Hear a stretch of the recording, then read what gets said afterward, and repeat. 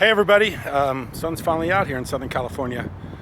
Most of the time when I make these videos, it's cloudy, especially this time of year, but today it's sunny. So I want to talk about small business websites. And I'm going to give you the straight story, no BS. I'm going to tell you what I know, and I know a lot because I've done a lot of these. Most of the internet websites up today are small business websites.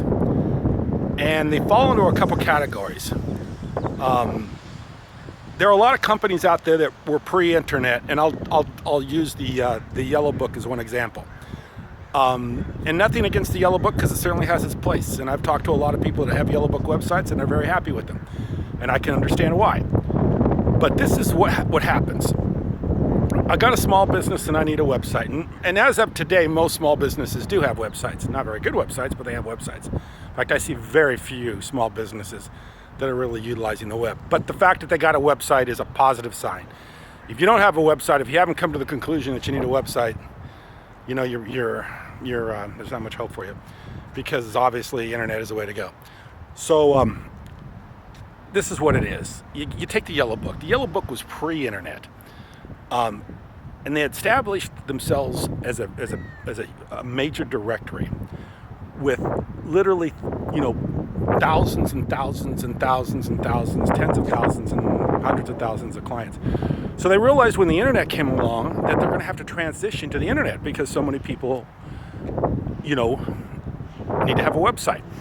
And people aren't finding people anymore with the phone book. I mean, that's a big joke. They put the phone book out in our neighborhood and everybody uses it as a doorstop, or they throw it right in the garbage can. So Yellow Book realizes this. So what they do is they come up with a solution for their customers. And the solution is, we'll build you a website, and we'll host the website, we'll take care of the website, we'll put your content on the website, and we'll do that for you as part of the package, as being in our directory. And the Yellow Book's not just one. I mean, there's hundreds of them, of these directory companies that were around before the internet. And now they've transitioned to the internet, and what they've done is they've created a proprietary templated website, and they've given people a real easy way to get online. And that's a good thing. I mean, that's a simple solution. That's a good solution for a lot of people. The problem with that solution is that it doesn't give you much flexibility to do much with your website. And the other problem is if you're in a competitive area, and I'll give you, for instance, if you're in Los Angeles and maybe you're an attorney, or if you're a plumber or electrician, you're not going to ever probably see those top spots with something like those kind of sites, those directory sites. So the next decision you have to make is, okay, do I want to develop my site? Which means you got to hire somebody to develop your site. And that presents a whole nother set of problems. Because if you hire somebody to develop your site, you got to find somebody you trust, because there's so many people out there that aren't going to do a very good job, or they're not going to last in business. Someone is a developer, and maybe they've worked for another company and decided to go out on their own.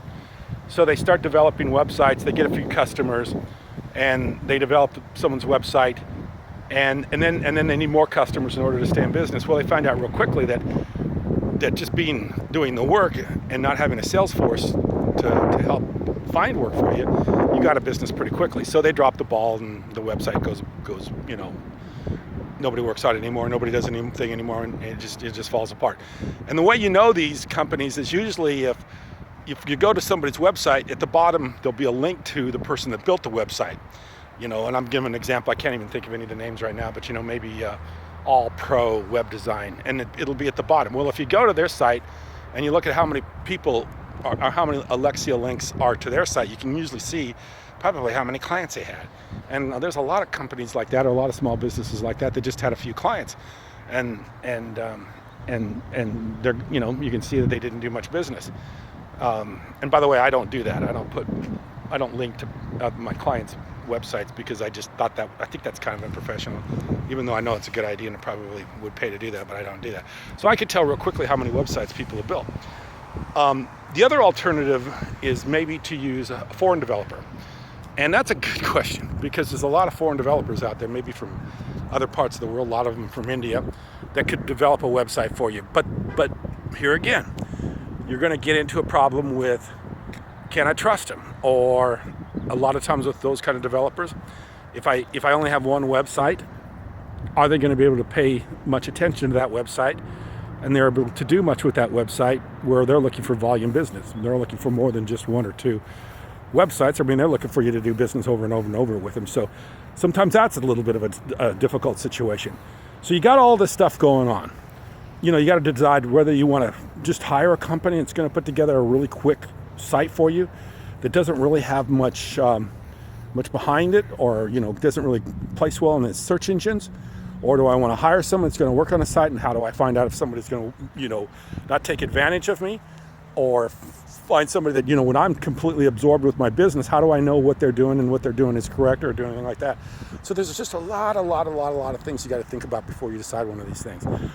But you got to make that decision. You got to make that decision to build a website, and you got to make a decision to commit to this thing, because it is the people that are doing this today are the people that are going to be, you know, in business in the future, and they're the people that are going to be, I see this all the time. I see people that are starting to take over dominance with keywords in certain areas. I've got an attorney friend of mine who's in New York City, and he told me that the first time he built a website, a guy came to him, I think it was from Ukraine, and he said, the guy says, and this has been a long time ago, he said, build me a I want to, you know, build you a website. And the guy said, I really don't want one, I don't need one. So the guy says, well, just go ahead and, you know, talk him into it, I guess. So they built the website, and the guy says it was horrible. He said the design was awful. He said it's multiple misspelled words. He said it was an embarrassment. He said this site was terrible, but he said for 2 years, he said it kept him in business. He said for 2 years, the phone rang off the hook from this website. And the reason is because it was back before very many other people even had a website. So this guy had one of the first websites. Even though it was poorly designed, poorly done, it got a lot of business. And then he kind of let it fall apart. And he didn't do anything with it. And his attitude was, well, everybody caught up. Now there's no chance for me to ever get back in the game. You know, and that's when I started talking to him and started doing business with him. But that's the thing about it is if you're like my friend, who you once did something, then you kind of don't do it anymore, you kind of lose out. But if he would have kept up with that site and said, okay, now I got to up the game. You know, the guy built a site and it did something, but now I've got to do a little bit more with it. He would have been, you know, never struggling or never looking for anybody today to help him out. He'd have probably already, you know, had those dominant positions. So for a majority of small businesses, for your keyword in your geographic location, wide open. But there's probably about 5% of a country where those dominant keywords for a particular type of business, personal injury attorney, Philadelphia, there's a lot of those terms are very difficult to get, especially in Philadelphia, because there's a guy there that's got a lot of content and a lot of links to his site. So yeah, you got to get in the game, and you got to do the game, and you got to make sure you're competing, because if you don't compete, you're going to be out of the game pretty quickly, because there are people that are going to take those positions, and it's like the military. They're going to take the high ground and hold it, and they're not going to let go of it. So that's what it is. You can do it today if you want to. If you want to take advantage of that opportunity, you can do it. Or if you just want a simple website, you just want something up there so people can know you're in business, or a little information about you, and you're not really worried about getting any calls from that site. Yellowbook's a good idea. I think Wix is a good idea. Squarespace is a good idea. GoDaddy has some pretty decent looking sites. There you go. And they'll do it for you, and you won't put any time in, any of your own time in it, and probably not that much money. So that's what it is. Thanks.